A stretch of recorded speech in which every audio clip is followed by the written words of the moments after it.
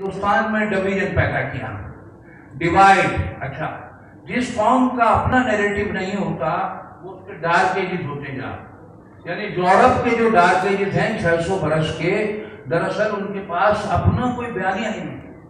یہ سارا بیانیہ یا سارا موقف جو ہے وہ لاطینی کے زیر اثر ہے اس وقت. اور 18ویں صدی جو ہے ماڈرنائزیشن کی صدی کہلاتی ہے، یعنی جان لاک اور آئزک نیوٹن کے نظریات کو قبول کرنا ماڈرنائزیشن کہلایا.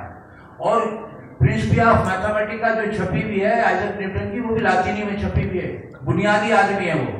تو اب یہ باتیں آپ کو بیک گراؤنڈ بتاتے ہوئے میں جو آگے بڑھ رہا ہوں، کیوں بڑھ رہا ہوں، دیکھیے ادھر 1763 میں بکسر کی لڑائی ہو رہی ہے، اور ادھر جو ہے امریکہ میں آزادی کی تحریک. اور زبان ایک ہے، یہ ذہن میں رکھیے گا، امریکہ کی زبان اور برطانیہ کی زبان ایک ہے.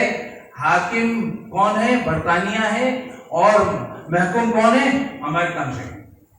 بھائی اپنا خلیل صاحب ذرا یہ بہت اہم بات میں کرنے جا رہا ہوں، یہ ہمارے ہاں جو ہے یہ باتیں نہیں ہو رہی ہیں. تو پتہ چلا کہ وہاں کا جو جان